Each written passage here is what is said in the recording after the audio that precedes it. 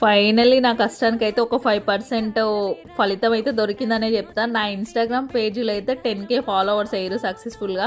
చాలా హ్యాపీ అనిపించింది. ఏంటమ్మా 10,000 ఫాలోవర్స్‌కి ఇంత పోజిస్తున్నావు అనుకోవచ్చు. నిజానికైతే నేను ఎంత కష్టపడ్డానో నాకే తెలుసు. ఎందుకంటే నేను ఇంతకుముందు వ్లాగ్స్ ఇంకా పిల్లల డ్యాన్స్ వీడియోస్ అవన్నీ పెట్టిన దేనికి రాని రీచ్ అయితే నాకు ఈ హెయిర్ స్టైల్స్కి అయితే చాలా బాగా వచ్చింది.